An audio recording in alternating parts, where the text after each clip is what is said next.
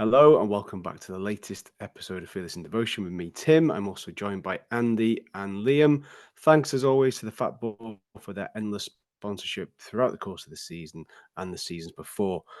Before we go any further, just want to thank everybody who came to the live event at the Mice Green Hall on Friday. It was so good. We were so happy with the way it went. It sold out in double quick time. We didn't have a vast amount of lead time to get it sold out, but it did. All the guests were amazing. So many laughs were had. Andy, what was your sort of favourite moment from it? It went so fast. I suppose when we're up there doing it, it goes quite quick, doesn't it? I think next time we'll just have Lee Trundle takes the piss out of the audience, and that's 2 hours of that.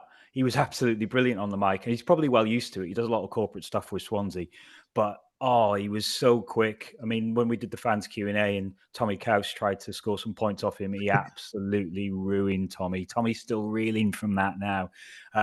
He quite rightly called me out when I did the worst dressed. I said the two of them on the stage, Truns and Morel, and I said, Andy, I'm going to come to you because I've seen what Lee's wearing. And he picked up the mic and he goes, "You're a grown man wearing a football shirt." He was right. I was. So, Scouts waited all that, but he was so good. So good. I enjoyed it all. It was just like a nice, relaxed. Some good people there. Jay from New York came over. Obviously, Rob's dad came over with some of the family, which was great to see. Thoroughly enjoyed it. Liam, what was your big takeaway for the night? Like Andy said, I mean, having McElhenney Senior there and his good lady and Jill and a few other friends was pretty special. Just came in on the sly after being invited, and yeah, just such a nice guy. But what was your overall take of the entire night? Started off a bit surreal when me and Simon were on the door, just sort of about half hour before start, and I looked up and First Minister Vaughan Geffin was there. And I was like, right, well, he's not here for us, is he? So he was like, oh, am I upstairs, am I? Which, for those who don't know, is where the Masonic Lodge is located. So I was like, yeah. Go on, go upstairs. About 2 seconds later, he hurriedly comes back down. I think he was in entirely the wrong building. So that was a weird start. Yeah, like Andy, I did enjoy Lee Trundle just roasting the absolute shit out of everyone. Mickey T was on fine form. I think all the guests we had though really were just really good value. I think people really enjoyed hearing from all of them. Meeting Mr. McElhenney Senior was also a pretty surreal moment as well. I didn't particularly know he was going to be there. Heard someone had invited him, and then next thing we were chatting to him in between one of the chats, and yeah, thoroughly nice guy. I think you'll agree, Tim. Yeah, it was great. Yeah, shout out to Andrew Foley Jones who bumped into him in Chester earlier that day and told him about the event, and then Mr. McElhenney actually emailed us. We weren't aware of that because, well, I was running around like with my head in a spin trying to panic and making sure everything was in place, which of course it was. So yeah, it was great. It was brilliant. We have got our third one arranged, the trilogy, for 8th of August on a Thursday. So a couple of days before the new season starts, the new League One season. Just got word that that's just sold out.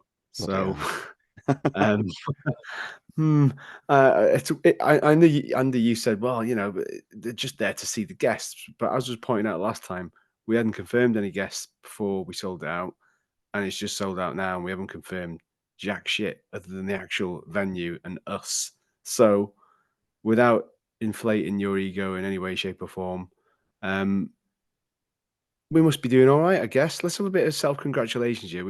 It must be doing all right. People must like it, I suppose. Yeah, I mean, people that came, the main feedback was that we weren't charging them enough, which can't be a bad thing, can it? Yeah, going up. Not on the next event, but we may do it because, we do have to. We're working class heroes. That's what we don't need to charge a lot. Wrexham likes value. That's why the Fat Boar is so popular. It's great value. True. Right. Right. Let's get into the Stockport game. I'm going to hand over to Andy because my laptop is being shite. So I'm gonna hedge out my laptop, come back on my phone. So Andy, let me back in a minute. But let's just go straight into Stockport in terms of the game. So yeah, pick that up. I'll be back with you in 2 seconds. Now the game is really, do we let Tim back in? Don't be doing that. You've got to let me back in. No. I mean, me and Liam don't want to talk to each other for that long. Do you know what? I got actually a little bit emotional yesterday.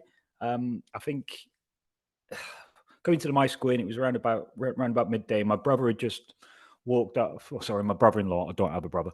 My brother-in-law had walked up. Had just walked up from Cardiff in aid of Dynamic. As we said, like New York Jay was over. There was a guy called Mox and Jordan from the US. Brian Flynn was about. Dennis Smith was around. Steve Watkin was there. Hollywood was over the road, sort of signing autographs. The players were doing their job on the pitch. It being led by Max Cleworth, one of our own. It was a full Fearless in Devotion night where we managed to raise a lot for charity, and that's something that I don't think any of us. All that is something that we probably couldn't have done a couple of years ago. Not just us, but the whole sort of feel good factor around Wrexham. Walking down the town later, everyone was in a Wrexham shirt. That wouldn't have happened a few years ago. The town is united at the moment. What's happening at the football club is a catalyst for something a bit bigger. I think we're suddenly becoming the best versions of ourselves. Like, we're trying not only to be really kind to visitors, but the surrounding community. We've always been a proud town, but now we're sort of even more proud of what we've achieved. And it's like an antidote to all the crap out there, all the Premier League, all the sort of stuff like that. You can have a community club like Wrexham, and I think a lot of it is down to Rob and Ryan, because they're showing us the way here, and they're helping us become better versions. And what other clubs and other fans say, forget about it. If they're jealous, it doesn't matter. Because this, for me, is the best thing I've been a part of for a while, and I think the whole sort of community and fundraising and togetherness and everything is pretty much unsurpassed at the moment. So, it was a bit of an emotional day. Another great day. Yeah, definitely. It was a strange one, this game, because there wasn't too much riding on it, but it did feel like a good occasion in the end. The atmosphere was absolutely bouncing at both ends, to be fair to the Stockport fans, although the chants were all a bit familiar about champions and all that. So yeah, I see what you mean. It was you did have to sort of blink the whole weekend, to be honest. You have to sort of blink occasionally and just think, is this actually happening? I mean, the first half, I think, by any stretch in terms of the players, it wasn't the greatest heart from Wrexham team we've ever seen. But but I just had a feeling, though, when there was only one goal in it, I always think, especially at home, whether they're only one ahead, I always just get this feeling that we can pull it back. And sure enough, did it in. I was amazed by how much space Ollie Palmer had for the first goal. There was that long ball by Owen O'Connell, and it just felt like Ollie Palmer had the freedom of the whole of Wrexham to slot that away. And the cannon finish. I mean, I know the keeper probably should have got a hand to it or something, but I just think it was one of those first time hits that perhaps you don't expect, actually. And before you even had a chance to blink, it was in the bottom corner. So yeah, I did enjoy getting one over them. I'm not going to lie. After all the sort of pointless antagonism. So yeah, good day all round. I think we'll bring Tim on the pointless antagonism. I think for me, the game changed when Louis Barry came off. I thought he was excellent in the first half and really knitted together everything County was doing. But you did sort of think that you could get at them, and they didn't look that great defensively. And when Madden came on, it was a strange performance from him. Winding us up in the first half, he comes on. I thought he's going to have something to prove. Well, he was absolute crap. Not only did Max have him in his pocket, he started dropping deeper and deeper and deeper because he wasn't getting the ball. That could be his last game for County. So, if it is, good, Shithouse. But I'm stoking up a rivalry, isn't there, Tim? Tim, is there a Stockport rivalry before you disappear off camera? I'm not disappearing on camera. I need to get the agenda up because it's on my phone, so I'm trying to figure that out. No, I've been thinking long and hard about this today. It's a really weird thing because I've tried to look at it from our point of view. Like, if the shoe was on the other foot, would we be pushing it? We wouldn't be pushing it because Stockport have never really been a rival in any sense of it. It's just been a close game. Like, oh, they're up the road.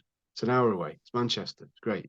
There's never been this long-seated, long-standing thing until the last couple of years where we kind of chased him down. In the first season under the ownership, it didn't quite happen, and then we're back on a level playing field with them again.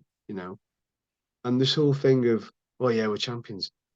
Their fans genuinely can't believe us when we say we're not bothered. I'm Right. not bothered. At what point do you not think 15 years of purgatory in non-league, right? And we get out of it, right? We would have been happy. Let's be honest. We all would have been happy with the playoffs this season. We all would have been happy with the playoffs. And we've never been in a title race, not really. So for them to say, oh, you've blown the title race, we're never in it to blow it. And we're happy with that. We're happy to get, more than happy to get top three. So it's just nonsense. And I just find it very odd that they want to spend hard-earned money on flags about Wrexham. They want to spend hard-earned money. They want to spend hard-earned money on another fly pass, right? The second time they've done that, the first time they did it was when we played Grimsby in the playoff eliminator, because they just won it. And yet they still couldn't leave it alone.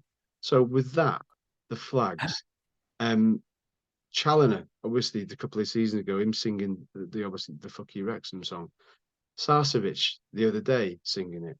And then now all of their players singing an open top bus parade. And in my head, surely that is them saying, well, in their playing mentality must be, if we sing this back to the fans, we're going to be heroes to them because they love it and we're tapping into them. But it's merely kind of riding on the coattails of something much bigger. Let's be honest. Like, I just find it bizarre. Like, you can understand fans singing it, but players, entire squad singing it is very, very strange behaviour, right? It just is. Inventing, yeah, and it is a little bit obsessive. And somebody said before, well, if the shoe's on the other foot, your players would be singing it. We all know, right, that they wouldn't be singing, right? Not because they're a classy bunch, right? But the players have to be seen to be doing the right thing because of who the owners are. They want to try and harness that family friendly feel thing about it to a certain extent or larger extent.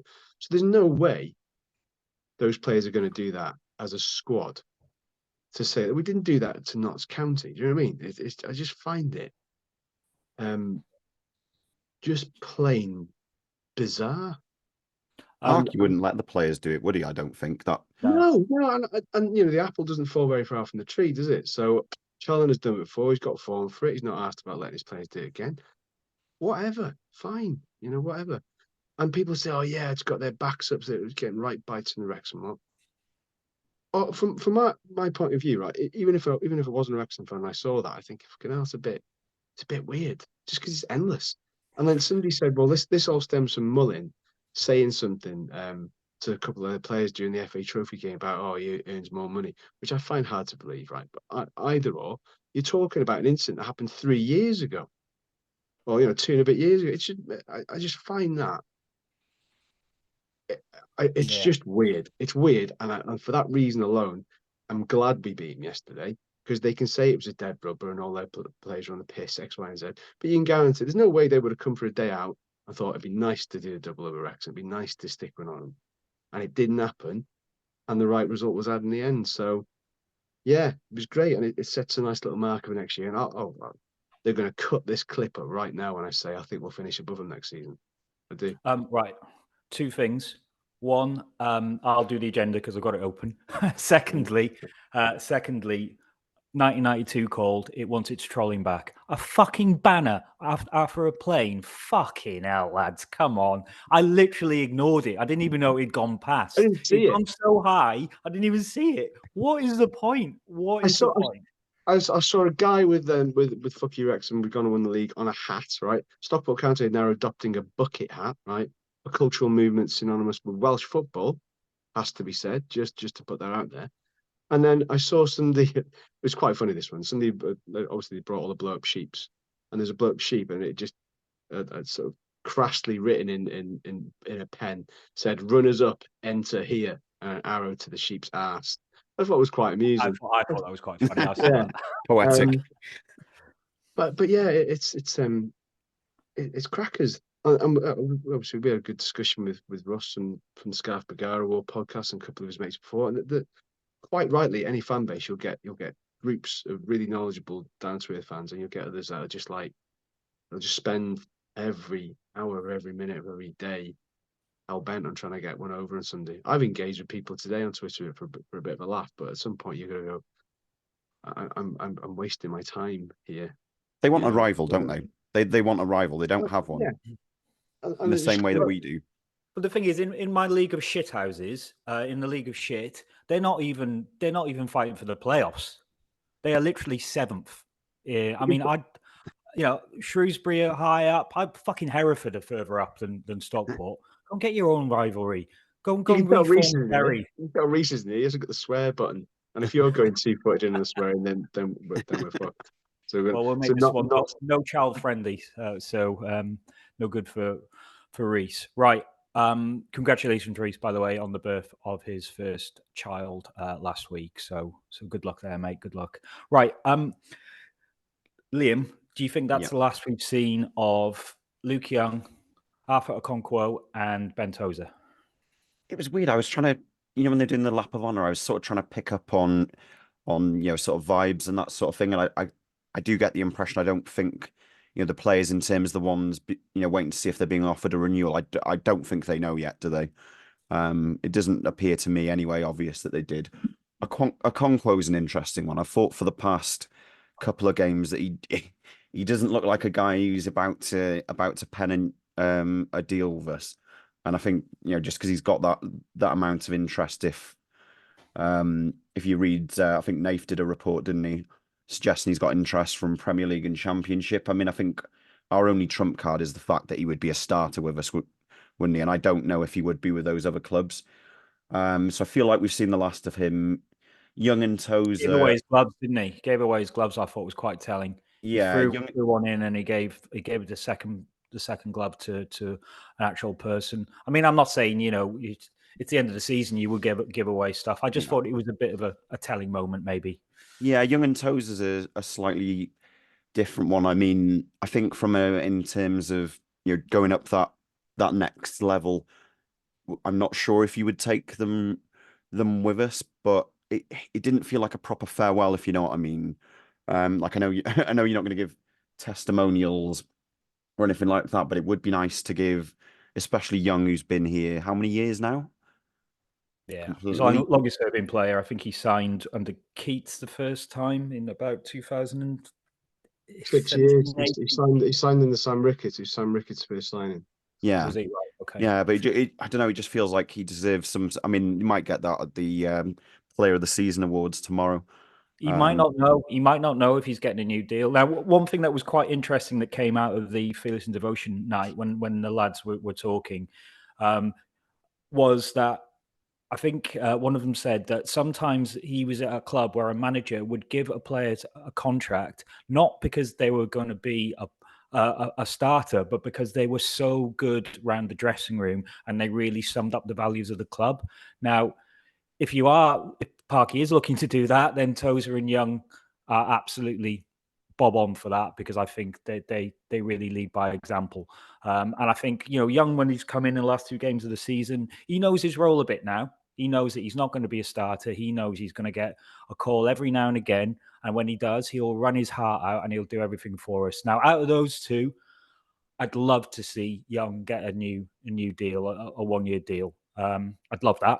But I don't think it's going to happen, Tim, is it?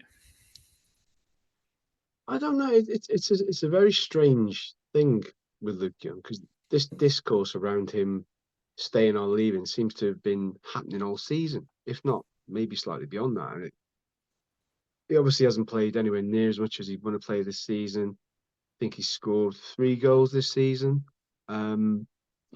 So it's an odd one, because in previous years gone by, he'd 100% be a starter all day long. He'd be your go-to guy, the person that you can rely on to give you 110%, etc., etc., etc. And that will be enough for a lot of teams, right? I'm just not necessarily sure it's going to be enough for Parky now, because ultimately we've all said it, whether it's a misnomer or not. Parky likes his own signings. He just does. He just does. He's constructed a team there that are largely made up of his own signings, quite rightly. So Luke Young is almost like this anomaly, really, and he was really, really good at Crewe. He was really, really good yesterday. He's always looking for space, and you know what?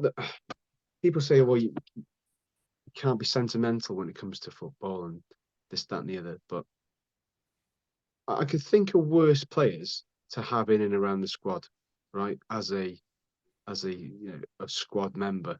Again, he knows deep down he's not going to be. He'll probably have as much game time next season as what he's just had, if not less.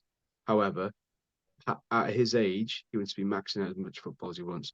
So I think that alone will probably has already settled his decision. Even if they offered him a deal now, I would imagine it might be reduced terms and so on. I don't know, but I think he will probably go elsewhere. And if he does, he goes with the good grace of everybody. He's captain the club to back-to-back promotions and never have to buy a drink in this place ever again. And I think he goes a little bit below the radar because he's not a character. Like the Elliot Lees and the Mullins and the Fletchers and the McLeans of the world.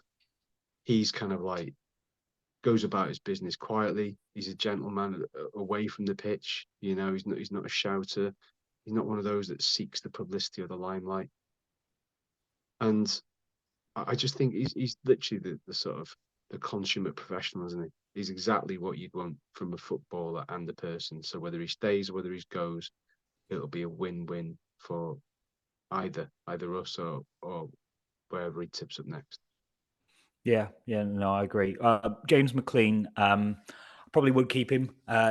We did have a debate earlier where we got a bit lambasted because I said, well, I wouldn't keep Fletcher or McLean, but I think McLean did really well in midfield. I think that's a good place for him. He's had to play left wing back because obviously Mendy's been injured, but again, going back to having that character around the dressing room, a winner. Parky said on here that how fit he is. I would definitely look to James McLean a year deal. I probably still wouldn't Fletcher.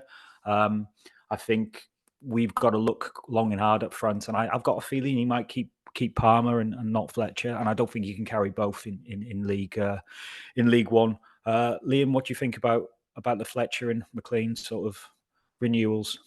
All the indications from people have someone claimed that they'd spoken to him in the car park yesterday, and he reckoned he was staying. I don't know if that's true because, like I said, I don't think the players know really, but I think all the indications suggest that he probably will get another year.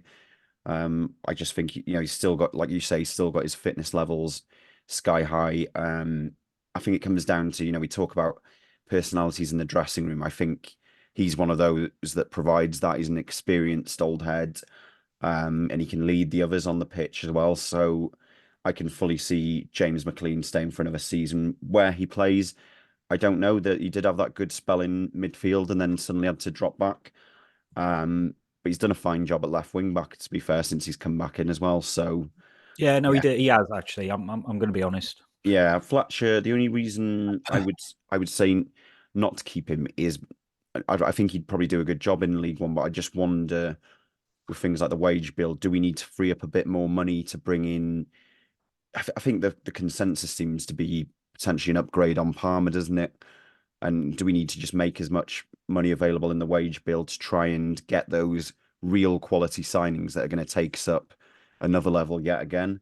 I think he'd be great again, sort of in the last 30 minutes cameo type role, but it's just trying to weigh up, where it's still a tight squad game, isn't it? So we've got to make sure that if someone's taking up space, right. It's 22 players. And so can you have space in that for a 20-minute cameo? Because I don't think he's a starter. I didn't think he was a great starting in League Two. I don't think he'd be any better a year later in a higher league. So definitely great for 15 minutes. I do wonder if we've got space to keep him. Right, Tim, we're going to do the Fearless in Devotion Awards. So there's a couple of categories here.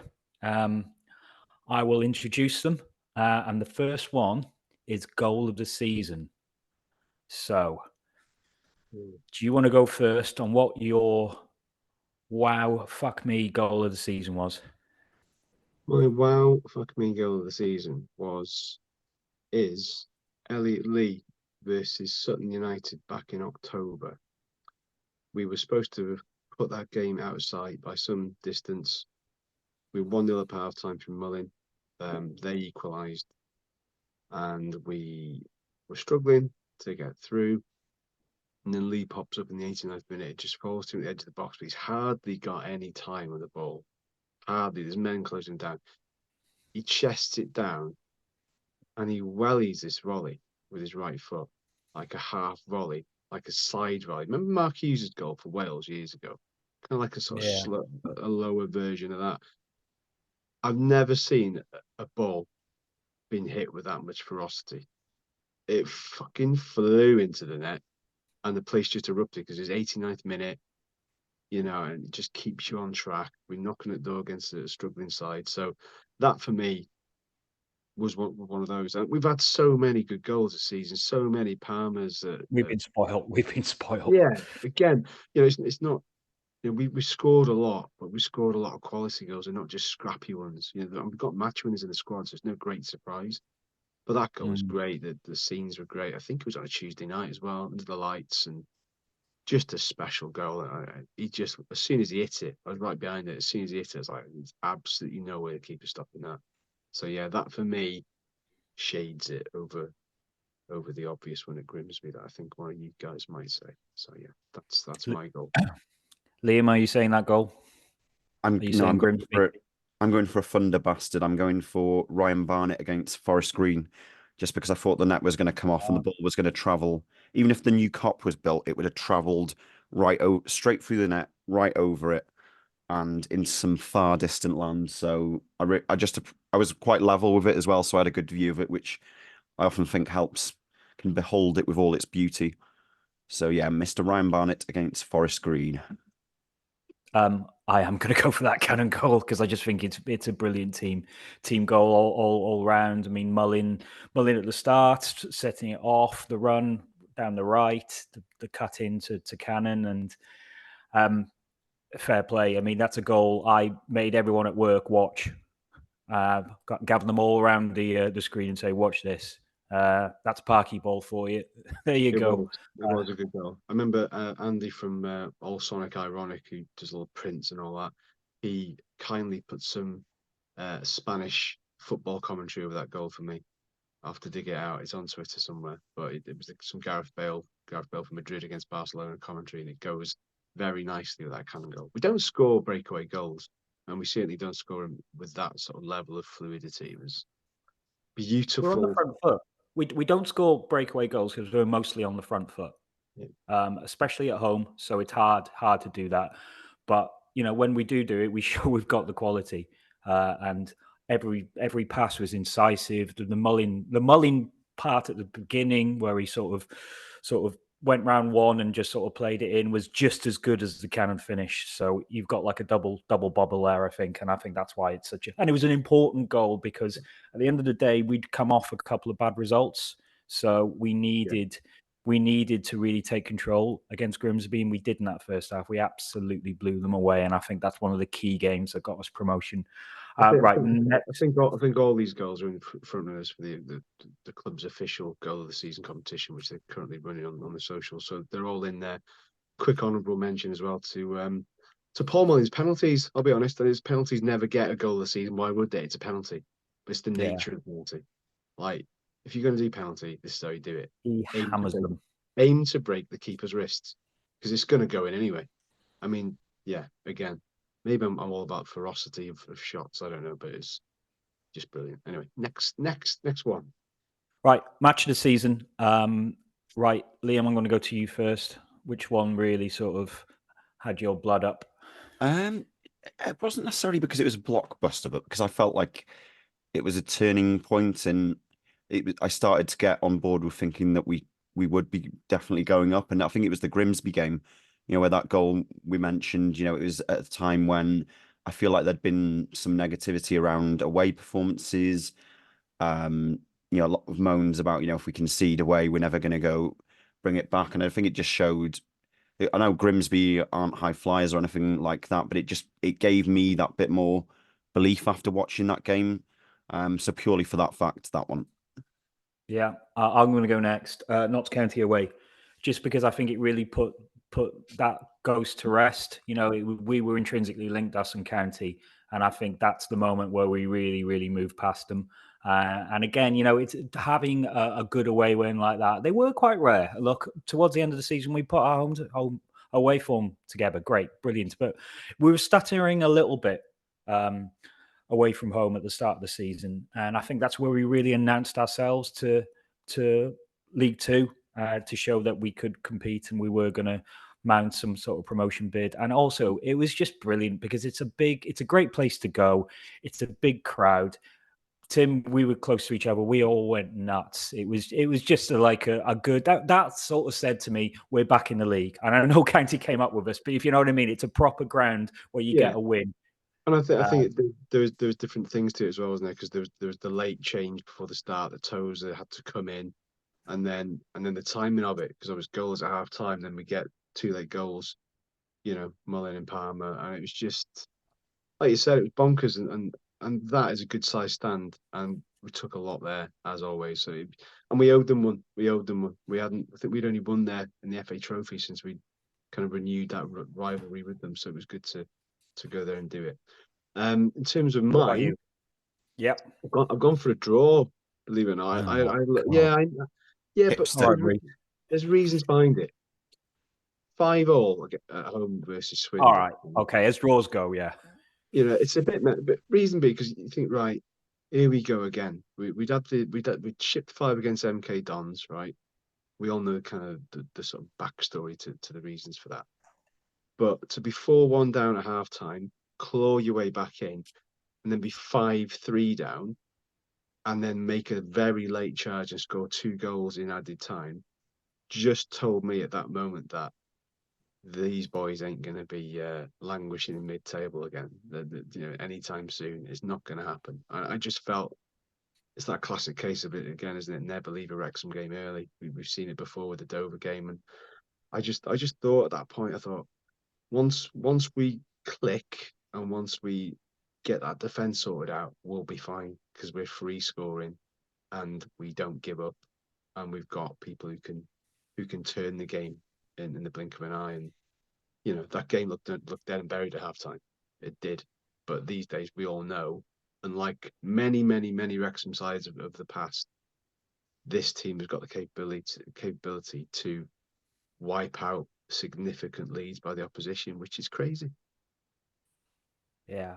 I thought we still had that US hangover a little bit at that game, and maybe Foster as well.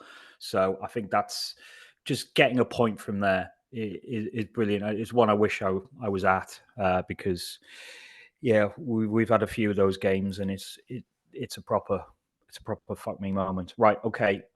Shithouser of the year. So the person who was wound up, either our fans or the away fans. I'm going to go first on this one. I just love James McLean when he does that. Mansfield away was just fantastic, because the guy takes the pressure off the team by putting it on himself. So he is the butt of all that ire. He really comes in at him, and I think other people, he becomes that focal point, and people love to hate him. They really get on his back, and it sort of strives him to be better. And I think it's just great to see. I mean, it's just the proper classic. If he was on the opposition side, you'd hate him, but because he's yours, you absolutely take him to your heart. And I think straight away, all Wrexham fans have taken James McLean to heart. The chant, the King chant was straight away, really. And I think it's quite hard for James to expect that from a club, because he is quite a divisive character. But straight away he knew we were on his side, and he has repaid us with his actions. So James, Shithouser of the year, well done. Liam? Yeah, no contest, James McLean. I remember when he first came in, I was like, does this guy really not give a fuck as much as it seems he doesn't? And sure enough, yeah, no contest whatsoever. The Shrewsbury game, for some reason, sticks out in the memory for quite a bit of trolling going on. And I think there's also an art to the way he sort of toes the line between, sort of shithousing and getting yellow cards and just knowing when to do it and when not to. I think I've been trying to aspire to that. Yeah, I've been trying to aspire to that all my life, to know how to toe that line. And I think he just does it beautifully. He's like the sort of Picasso of shithouses. Tim, have you got any clean different? Sweep. Clean sweep, clean slip. Yeah, exactly what you said. And it's just he doesn't give a shite. And that's the beauty of it, right? Is that he just doesn't care. He basically, the hate he gets, it just fuels his fire. It's as simple as that. He loves it, and to deflect that pressure off the other players is worth its weight in gold, because he's been there, done it, is accustomed to it. Where maybe the likes of Max, Ryan Barnett, the younger lads, if they got that level of heat, it might be quite unusual for them to begin with. So I just think him all day long. It doesn't matter. I mean, the stuff he's not afraid of putting stuff on social media, like congratulations to like Tranmere on you beat Wrexham once in this division trophy, and he's even got his little sticker, above his dressing room, which is still there. So when you do the tours, whoever give it him, he's put it up there, Irish flag, James McLean on it. It says love McLean, hate the king. He's just left it there. So in the event that any of our American tourists are over and they're keen royalists, he's essentially shithousing them too, and he's not even there. So the guy is just. I remember now why I hated him so much when he played for the Republic of Ireland against Wales, and he scored and he was given to the big one, and I was just like, I hate him so much. And I remember being on the bus. You can see why. You can see why people hate him, but you can see why he thrives on it. So to have him playing for him, mad. But on the quickly on the flip side to that, opposition wise, big fan of the shithousery of Stuart Maynard at Notts County, from turning the expected goals kings to cannon fodder for any team in this division who's got pace and a finisher. What a job he's done there. Absolute Agent Maynard. Mugs. I mean, he's a nice guy, but I mean, he looks way out of his depth. I mean, if they keep him, he's going to have a good summer, and I hope he does. He seems like a nice guy, but I mean, that is nobody saw that. Nobody saw that happening. No. Right, let's move on. This is the Andy Morrell Most Improved Player Award. Liam, I'm going to come to you first. Who do you think's really sort of upped their game this season? I think it's got to go to Max Kluwer for me, just because I felt like in the National League, he took big strides forward. Then start the season, it really looked like he'd taken several back and he wasn't going to get his chance to come back in. And I was like, oh, Christ, I really want this lad to succeed, not only for him as a nice lad, but also just to show that we can bring players up. Because, again, I think this was discussed during the FID night on Friday, but Wrexham need to be able to show that they can bring players through, and we need to start bringing more through. So when he did get his opportunity, and he really, really seized it to the point where you couldn't shift him from that back three. I think for a lad of his age is just incredibly impressive, and I'm looking forward to seeing if he can do it again in League One, because I think the potential's there, particularly when he's quite happy to come up and get involved in attacks as well. There's that little triangle for the cannon goal. I want to see more of that from him, because I know he can do it. So yeah, young Max. Tim?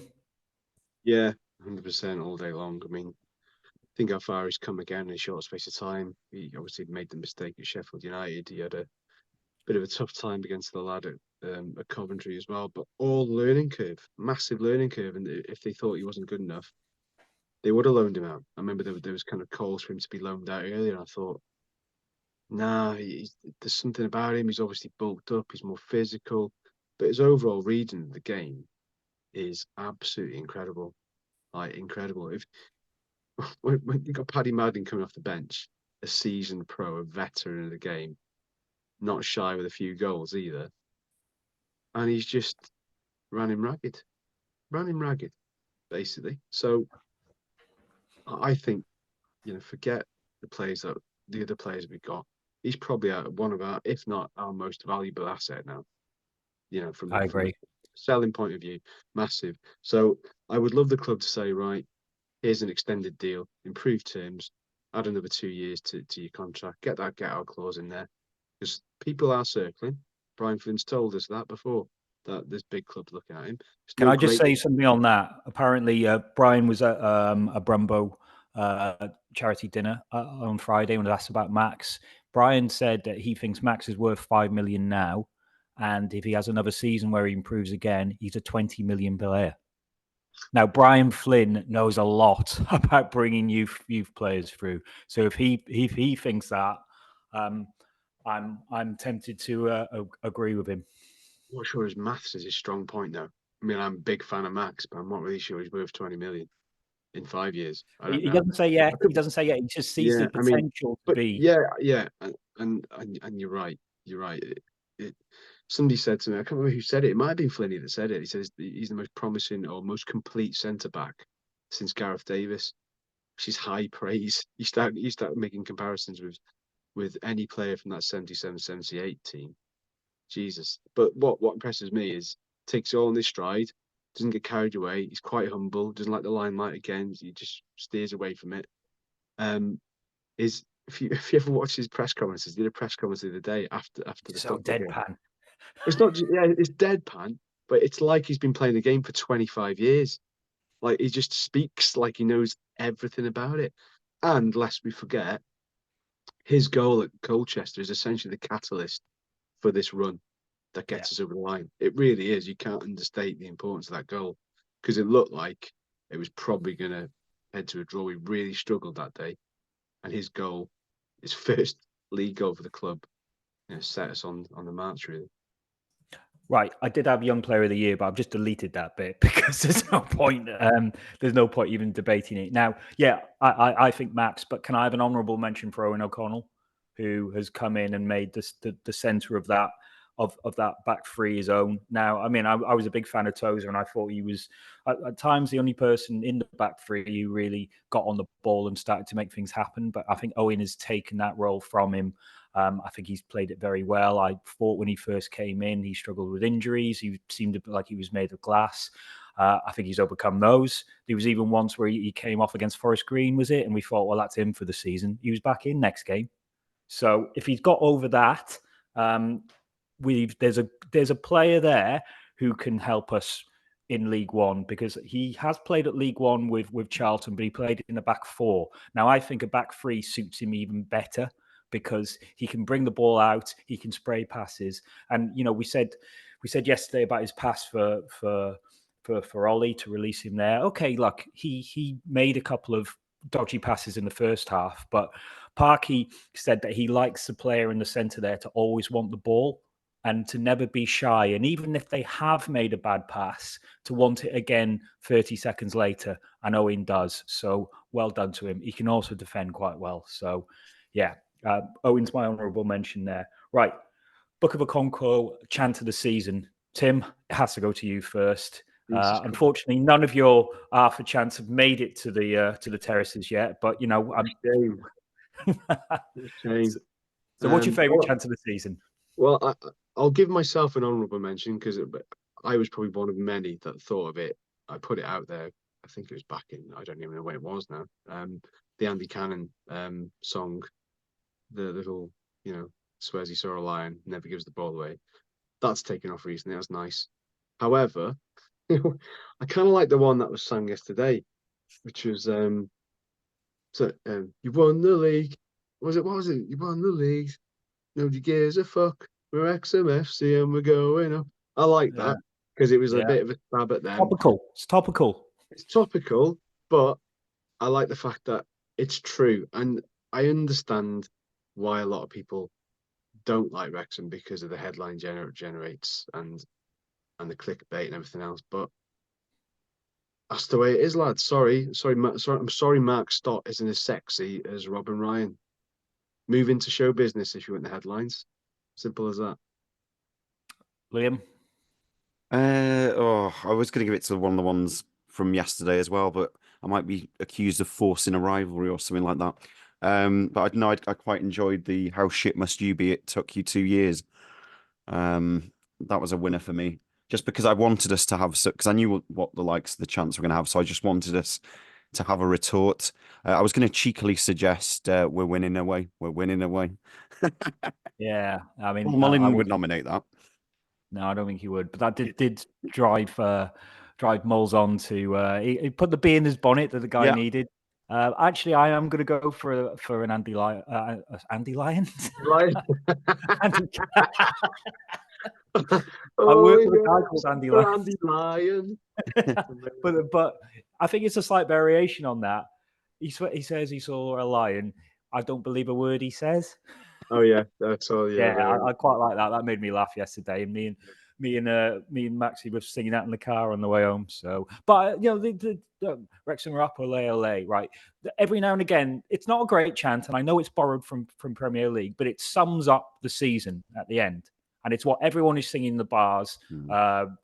And pubs around town. So that's the one that sticks in my head, not because it's a brilliant chant, because it just sums up a moment. So I'm going to go for that one. Can I have a late shout that was actually a nice moment that I saw last night? It was Rob McElhenney being serenaded with "He's One of Our Own," and he was blubbing in tears, which I thought was a lovely. Once again, the turf reduced Rob McElhenney to tears, not for the first time. So yeah, that was a worthy mention. Cool. Right, next is the Parky enthusiasm moment of the year. So it's basically what had us swearing the most. I'm going to go first. Stockport away, I'd be swearing quite a bit, and I was really shouting because I think they really exposed all our weaknesses, and I think it really showed how much pace there was in League Two, which we weren't used to in the conference. Everything's a little bit more rough and uniform in the conference, but League Two is quick, and they absolutely exposed all our weaknesses there, and that had me swearing quite a bit. Tim, do you want to go next? Yeah, I initially did have Stockport away down as my choice, but then when I thought back at it, it got so absolutely ridiculous that the match kind of became a parody of itself. I remember sitting there going, well, me swearing and losing my head is not going to make a blind bit of difference there, because we've lost. I mean, what was it at half time? 3-0, 4-0, 4-0 half time, I think it was. I can't remember. It was game over. We were shite. Everybody knew we were shite. We were all looking around in disbelief. So it was kind of more aghast than out and out fury. So you know what? I remember being quite animated at Walsall. I was pissed off at Walsall because we didn't turn up, and there was a big fat Walsall fan giving it the big one. And when we got the goal, we were giving it the big one, obviously, and then they just blew us away annoyingly. So he was just giving it loads back, and it was cold. It's Walsall. It's next to the M6. Couldn't get a drink. You couldn't get a drink beforehand. You had to go to Pets at Home and look at the chinchillas instead. Where's a pub? Why did Dean Keats want to go back there? He must have needed his head testing, that bloke. I'm telling you now. Yeah. Walsall. I don't like the place. I've got personal bad memories of that place. So Walsall, I'm glad. Please, let's never play them again. If it makes you feel any better, when I passed the Bescott earlier, I gave it the V's. So yeah, I do that on the train passing Shrewsbury. Yeah, but it did. There was a person we were passing in a Renault Clio, and they thought I was giving them the V's. But no, it definitely, whoever that is, it's definitely Walsall. Liam, I'm going to go for that awful Gillingham away performance in February. I think that's one of the moments when I felt sort of the most frustrated. It was at a time when we were really struggling to score away from home. Offensively, we weren't up to much whatsoever, and I wouldn't say Gillingham were anything special either. So football doesn't really affect my mood as much as it used to. Probably helped by the fact that Wrexham are doing pretty well, but that was one day where the defeat stuck with me for the rest of the weekend. I was just pissed off for the rest of it. So yeah, fair enough. Right, Limbs Award. It's sort of like the goal, but sometimes it's not a great goal that gets your limbs going. And for me, it was a Shrewsbury winner, just because everything was set up there. Local rivals, ain't played them for ages. They hate us. They absolutely battered us, and then we scored. It wasn't a classic. It was a scuff shot, but I just went absolutely crazy. Liam? I'm going to go for Andy Cannon's goal up to Blackburn just because it had the sense of big occasion, and it was one of those where it was limbed and hugging random people around me and things like that. So yeah, the performance itself in the end didn't turn out to be that great, but I did say to someone before it started, I just wanted that one moment, and we got it. Yeah, Tim? Yeah, Shrewsbury was good. Oh, I didn't have that initially. I'm gonna swap it. I'm gonna go double award winner. So I'm gonna go Andy Cannon versus Sutton again, just because it was late on in the game and it bounced to, and it was that moment where there was a collective moment where it goes shoot, and he hits it, and then the noise just goes silent for a fraction of a second, and then lift off. Everything about I just love moments like that where you just know it's coming. As soon as he hits it, it's like, oh, here we go. So kind of, I think I'm pretty sure I jumped on my dad's back. Bless him. So yeah, it was good fun. Right. Tim, I'm going to stick with you, but I think you've already answered this because I've got the next is the XXX is a shithole. Best least welcoming away trip. So I think Walsall is top of your places that you hated to go. What was the best away trip? I mean, are we talking about the sort of hospitality aspect now, just the game? Everything, the whole sort of thing. Don't worry about the game. It's more of, the stadium, how you get there, the pubs around it, the atmosphere, how they are to you. Strange though. Colchester was quite good. I enjoyed Colchester. Everybody was quite. I love Colchester. That's definitely my answer. Apart from getting stuck in the car park for 45 minutes at the end. Yeah, no, they just were very, very, customer service orientated. From the pub we went to, they were sound to everybody. The stewarding was really good. It was very organised. Stewarding in the ground was very good as well. So yeah, I like that. Everybody's just polite. There's sometimes, annoyingly, often, almost too often, football fans get treated like criminals. You're just there for the day. You've done your job all week. You're just there for a good time with your mates. And some people you'll get people who, minimum wage, probably college kids or whatever, doing some work in the shop, doing coffees and stuff. But everybody I spoke to there was lovely. They didn't see it as like a menial job. Everybody was loving what they were doing and part of the wider picture. So Colchester was very, very visit Colchester, as they might say in an advert somewhere. You know what? I quite enjoyed Crawley. Just because early in the season, really good weather, really good pub right off the station, bit of a walk to the ground. It was terraced, which I love a terrace, especially if if you're packing it out, which we are, and we won. So I'm going to go Crawley. Quite enjoyed that. Hope they come up with us because it's quite close to my house. Liam, how many away trips did you do this season? Right now, listen, my answers are going to be the same, one out of necessity, but actually, I think I can pull this off. So one for both goes to Blackburn away because it's the only game I went to. But also, are you talking about the fat bloke who was running from the stand, giving it this, and then running back? Yeah, there was a lot of that going on, but also it was just the whole day. Like, so we started our day off. I went with my mate Dan, and we decided to go to Darwin instead of Blackburn, and there was some decent boozers around there. Had a good time. Got into Blackburn itself. Wasn't too impressed. There was a hairy moment, sort of walking through the back streets of Blackburn to get to the game, where it felt like we were being followed by a couple of lads, but thankfully they disappeared. The game itself, it was started off really well and then just went to complete shit. And spent most of the game watching us getting goaded by a load of little shits in the corner of the opposite stand. So yeah, I think I've pulled that off there. No, sorry, I didn't say which my least one. My least one is Doncaster. It's not a great town. Walking through the centre was interesting. We found a good little bar, but then to get to the ground took so long, and then to get back and things like that, it's not a trip. I hope they don't go up. So just a point of order: this podcast is not fattest. We have mentioned portly fat men running up and down at away stands, but Don't cancel us. We're not fattest. Thank you. Yeah, I know we're not, but portly gentlemen do seem to be the most knobhead of us. So Maybe it's exercise. Maybe it's exercise. Could get the steps in. Okay, well done to them. Maybe, yeah. We know. I Well like done the to them. disclaimers. It's not my fault that fat people are. Oh no, hang on. Whoa. Cancellation.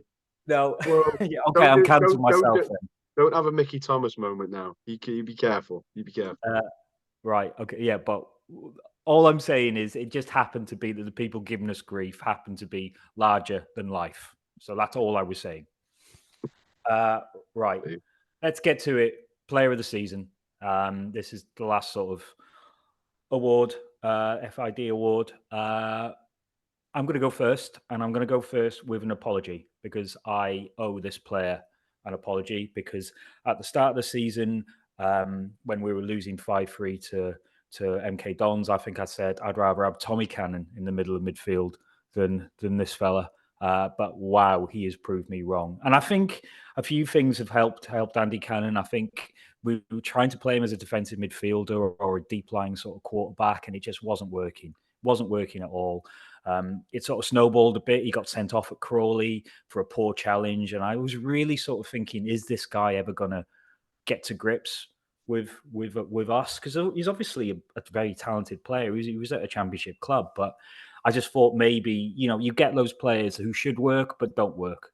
But fair play. Once he found that role in midfield, he made it his own, and he's so important to us now. I mean, he's the guy. He's like, do you remember Aaron Ramsey in the 2016? The guy who could pick the ball up, break the lines, who could really take people with him because they knew that they could make a run when he got the ball because he wouldn't lose it and he would move forward with it. And I think him and Lee with a deep lying defensive mid. It's a real sort of handful for any team. So Andy Cannon, I was wrong. You did see a lion. I'm pretty sure of it, and you're my player of the season. Oh, my brain is still trying to process the fact that you mentioned Andy Cannon, Tommy Cannon, and Aaron Ramsey in the same breath. I mean, that takes some doing. That does. Did he not remind you of Ramsey in his heyday a little bit? I know what you mean. Yeah, I do know what you mean. Is that he will drive forward and then he'll only release that ball if he knows that pass is on. Yeah, it's as simple as that. If the pass isn't on, he'll retain it, and 9 out of 10 he'll retain possession. So he has come good. Andy Lyon, as you named him earlier on. But yeah, I wasn't sure to begin with, and then as I totted it up and looked at the stats for whatever that they mean to people, yeah, I think he probably does get it. We've missed an all-action midfielder, I think, in that sense. Lee's got the goals and everything else. I just think Cannon probably offers a bit more vision, if I'm honest. I think he's just got the ability to spray passes a bit better.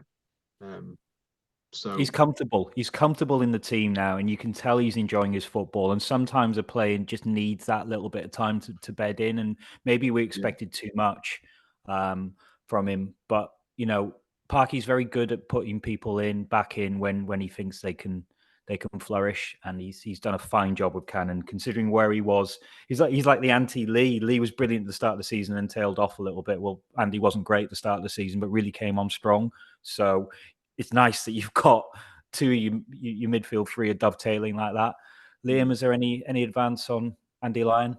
I'd love to make some sort of contrary counter argument, but I think it's going to be a clean sweep. My enduring memory of early season Andy Cannon was, I think it was a night game, it was an evening game where he lost the ball or something, and I'm pretty sure the away team scored, and a voice just a few seats near us drops the C-bomb really loud so everyone can hear it, which was completely unnecessary. But I told your auntie about that. Yeah, probably could have been her, yeah. But it was just, completely unnecessary, but I still laugh thinking about it. But then it's like you said, if you said start of the season that I'd be nominated him, I'd have thought you got a bit mad. But you can see the quality that he's got in him now. That confidence, that class, just the way, you know, it's like you look at the run he made for the goal yesterday. He sort of feints a little as if he's not going to make the run, does it, and then already he's a few yards ahead of their defender. So I think he could be an important player for us next season if he can carry on that form.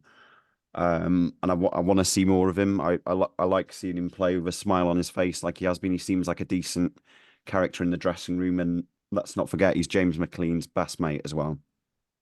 Good. Right. I think we're on to any other business as we wrap up. Tim, loyalty scheme. Do you know if there's anything sort of moving on that? Is that something we need? I believe, my understanding is that is going to be implemented as of next season, and it will encompass attendances both home and away, which pertain to this season and last season. So season that's just finished and the one before that. So oh wow, okay, I'm in a good spot. Hey. So 2 promotion seasons. Liam's getting a sweat on now with his one Blackburn game from the nightmare. So this is interesting though, Tim. This is interesting. Say Liam, obviously family commitments, he can't go away. But if Liam was absolutely loaded and just decided to buy tickets to get his loyalty up, so when he did want to go away, he could. Would that mean that there's a lot of empty seats in away ends that there shouldn't be? Is that the drawback of a loyalty scheme? It is and it isn't. I mean, it's a difficult one. It's a difficult one because you know, somebody pointed out to me the other day, whatever loyalty scheme is put out and put into place, it's never gonna make everybody happy. You're just never gonna do it. I'm sure that the club have looked at different systems and gone, right, which is the one that has proved to be the most successful, and how do you roll that out?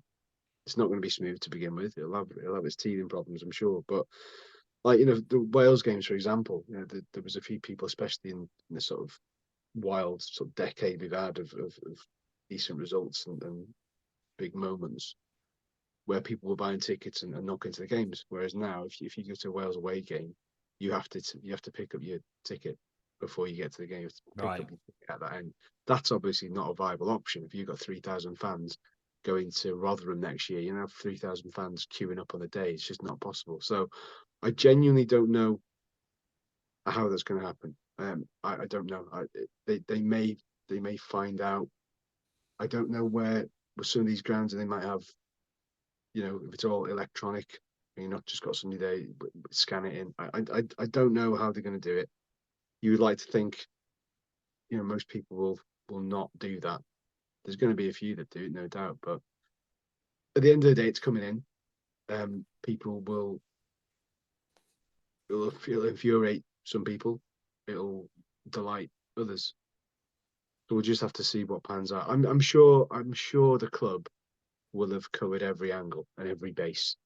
And if it hasn't been covered, they'll have to listen to the fans, especially if there's people there that have been going for 30 years, or they're exiled. You know, Rich, a lad I know, you know, like yourselves, he comes up from Oxford for every home game. He's there, but there might be occasions where he can't. Doesn't make him any less of a loyal fan. You know, so it's a difficult one to get right. But tell you what, mate, picking up tickets, that scares me because I can't pick up away tickets. Yeah, and look, they've had enough time to think about it, so it's not as if it's not just going to be, oh, this will do. It will have been thought through, but it's not going to be perfect to begin with. That's for sure. Right. I've got another thing to mention. So WST put out a statement this week saying that the club still haven't taken up the lease, which suggests to me that I think that Thames stand's going to be up next season. I don't think they're in a position to get on with the COP, and I think it would be silly to rip the Thames stand down now while they might be waiting to do the COP. So I think we will be four-sided next season, but I think it makes more financial sense to leave that Thames stand up for one, who knows, even 2 seasons. But I'm sure they'll be working on back in the scenes to get the COP going. But it's been beset by problems. We can't really get away from that. Tim, do we have a song? We kind of do, and as my laptop has been a dick and it's thrown me because I had it on my phone ready to go. We'll have to see where I'm at now. But I thought I'm feeling a little bit sad because Arthur This could be the last ever book of Okonkwo, you know. Right, you're like doing a little jig for you coming and go, fucking yes. My feet are doing a Michael Flatley here. You can't see them. Every cloud. See you, Arthur, but no more tunes. Just have to see who else comes in. Imagine if his brother came in. Oh, That would be amazing. What? Bring his brother in. Let's keep it going. Now that's what I call a Okonkwo Volume 2. That's how. Right, let's see what we got here. Let's see if you can hear it. Got that? Yeah, it needs to be louder, mate. Bit louder. Yeah. What's I'm that? going to be honest. I don't have anything. Bastard. You lying? No, I'm not lying. I'm not lying. You haven't got nothing. You are lying, aren't you, twat? No, I'm honestly, I'm not lying. I'm not lying. I can't see. I can't hear anything. I'm sorry. I don't know. Honestly, I'm not. I'm not. I'm not hearing that. Sorry. How are you not hearing that coming out my laptop? Because I can't hear it. That's how it works. Right, hold on. Let's try again. Oh no, we don't have to. I reckon you're having me on here. I'm not having you on. This isn't the quality TV that people are. You're not hearing that. I can't hear that. I can't believe this. You're ruining my big moment. I reckon you're doing it on purpose. That's outrageous. All right, you're gonna have to do it next week, mate. Sorry about this, but honestly, on my nephew's life, I can't hear it. Where's Randall gone? I need a second opinion. Yeah, he's. I think he's dealing with the kids. I think he's got kids problems. I think that's probably where we're gonna have to end it, and it's brilliant for me, but I feel really bad for you. I'll do it a cappella. If you're not hearing nothing, okay, Tim will not be defeated on this. So this is Dunkirk spirit. He's gonna do it. We'll see if it comes show the recording. Cover your ears up. You're not hearing nothing? You're still not getting nothing? Wow. How weird. Arthur, I love you so. And I want you to know that I'm gonna miss your gloves the minute you walk out that door. Please don't go. Okonkwo. Please don't go. Okonkwo. I beg you to stay. There you go. I mean, yeah, you got it back a little bit. You got it back. Who was that? KWS, was it? KWS, but I think it was originally done by Casey and the Sunshine Band. Okay. Yeah. Right. I don't think Liam's coming back, Okay. but we wish him well with his child duties. And I think that we've done our final season podcast pretty much like the start of the team did, which is a bit of a fucking clusterfuck, really. We lost 5-3 at the start of the season, man. We're like, can't get sound, my laptop's screwed. Liam's have to go and deal with a screaming child. But the thing is, mate, what we've done is we've made the best out of it, and we might not won the championship, but we still managed to get it over the line. So there's a lesson to everyone there. We'll be back next week. We've got some guests lined up.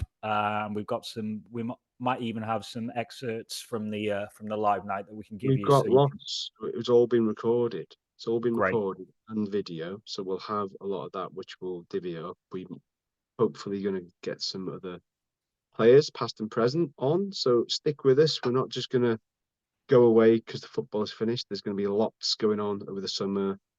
You know, pre-season tour, players leaving, players coming, loyalty scheme, new shirts. You know, there's a lot going on. There's never a dull moment in Wrexham as at the moment around the football club. There's always going to be something. So stick with us. We will be back next week with something. Please let us know if you agree with or disagree with any of our choices for the FID Awards. If you vehemently disagree with any of them, or if you think you've got a better suggestion, just tweet us, X us, or whatever it is these days. So yeah, thanks I'll speak on behalf. Thanks very much. Oh, remember to like and subscribe on YouTube because that really helps. Yeah. And thanks for everybody's support this year, because it's not going to notice. I think everything's tend to have grown, and we kind of downplay it as 4 people talking in a room. I mean, why? Why are you listening to this? What's wrong with you? A song. But thank you. Thank you so much. Right. All the best. Goodbye. See you. Take care.